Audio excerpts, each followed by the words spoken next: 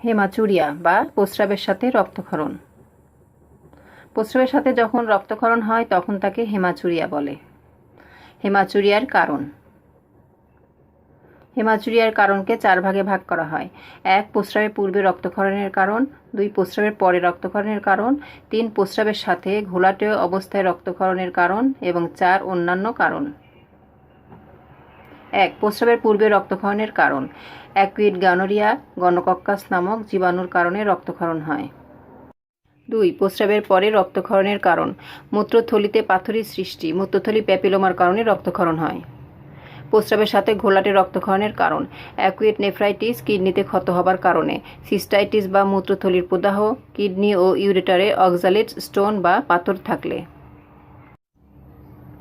Urethritis বা মূত্রনলীর প্রদাহ, tuberculosis of kidney, kidney ও ব্লাডারে ক্যান্সারের কারণে। ব্ল্যাক ওয়াটার ফিডার, পারঅক্সিমেল, হেমোগ্লোবিনুরিয়া, বসন্ত, ম্যালেরিয়া, স্কারভি প্রভৃতি রোগের কারণে।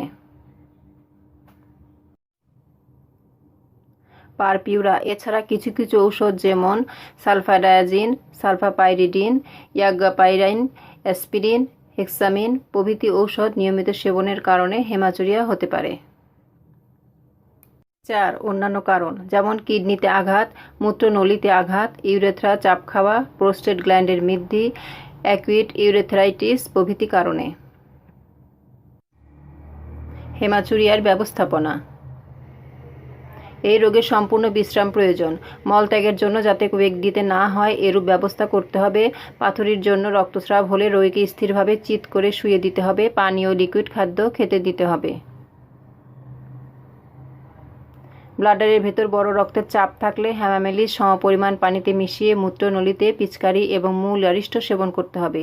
কিডনি প্রদাহের প্রথম অবস্থায় রক্ত নির্গত হলে 2 পাশের কিডনির উপর গরম পানি, ফেমেন্টেশন এবং পশমি কাপড় দিয়ে কোমর বেঁধে দিতে হবে।